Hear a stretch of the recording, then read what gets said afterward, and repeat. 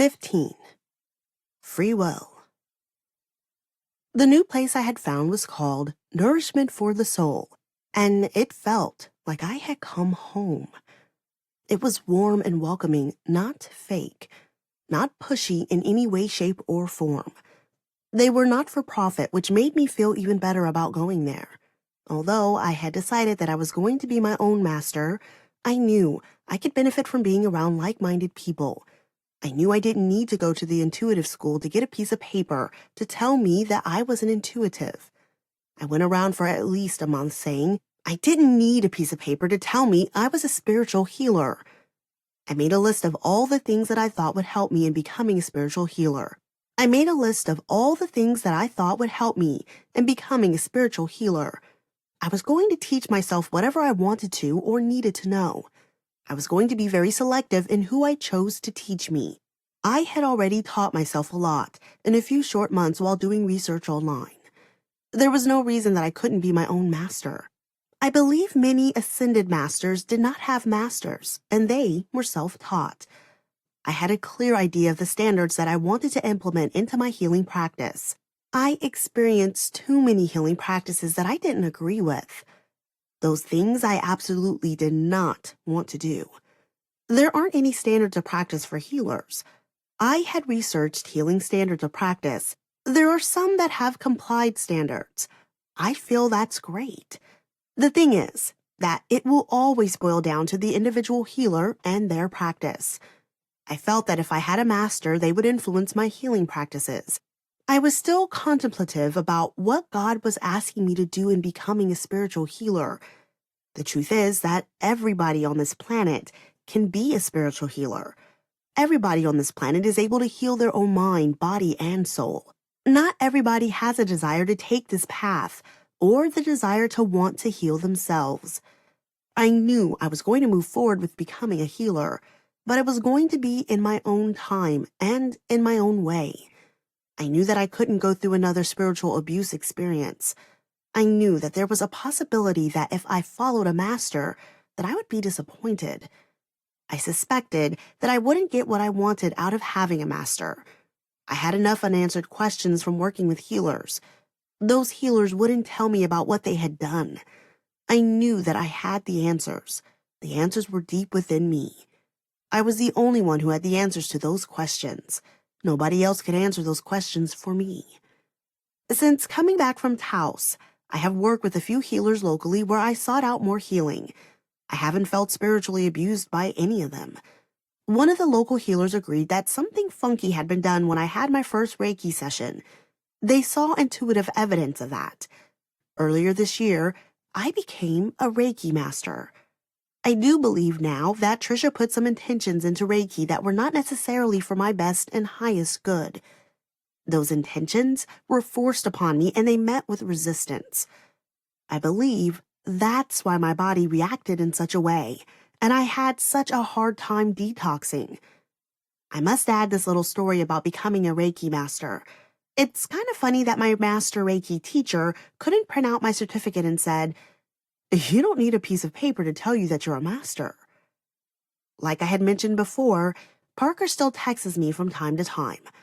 Earlier this year, I had sensed that there was something more to Parker and I being soulmates.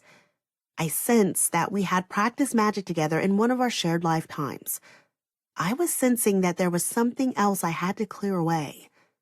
I still was feeling heartache for him, and I wanted to feel relief. I had been working on breaking any ties that Parker and I had made in our past lives together. In the same week, I had gone for a healing experience with Chaz Pro. Chaz was visiting Nourishment for the Soul to do healings. The healing consisted of sound vibration. It was Reiki on steroids. I opted to do the hour-long session. During my session with Chaz, I had visions of things in the future, one that involved death. I really don't like the ones revolving around death. I had a happy vision of being at a very festive celebration. I was dancing on the beach barefoot with my family. I had never felt so happy in my life as I did in that vision. I had only recently been able to see glimpses of things while I was on the healing table. I had a healing session with Pam prior to having a healing with Chaz. In the healing session with Pam, I had sat straight up and said that my dad was going to die soon. I had seen my father's face in my mind. That vision was a little off. 2 weeks later, my ex-father-in-law passed away. While I was in my healing session with Chaz, I had the oddest sensation I had ever felt. It felt like my soul was rocking back and forth out of my body. It was a little unsettling. Before Chaz began the session, he asked what to focus on, and I told him my physical vision had become bad. I was only focused on my vision in that healing. I had never met Chaz before and hadn't told anybody what I had been working on. I had been working on my past lives. When the session was over, Chaz asked me if I had felt my soul moving in and out of my body. He asked if I had recently been working on any past life issues. I told him I had been working on past life issues. He said that my soul was moving in and out of my body because of the past life work I was doing. It was a trippy healing experience. I feel that the session helped me. If I get the opportunity to do that again, I probably will. As I was working on my past lives with Parker, I had the impression that we possibly had made a soul contract in one of our lifetimes that prevented us from moving on. One healer had said that we had a relationship like Romeo and Juliet in a past life. I assumed that is when we had made a soul contract with each other. Parker had texted me in May of this year and wanted to get together. I went and picked him up from his house. We were going to play the drums at my house. Parker hadn't had a drum set in years. When we were dating, we would go into Guitar Center and he would play. That day he came to my house and he was impressed by my playing. I had recently started taking lessons in December.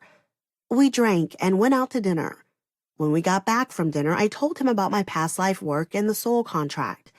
I asked him if he would help me by ripping up the contract. He agreed. I asked him to imagine that he was ripping up the contract and then lighting it on fire with white firelight. I had already worked on ripping up the contract a couple of weeks prior. I had started to feel a lot better and relieved of my heartache for him.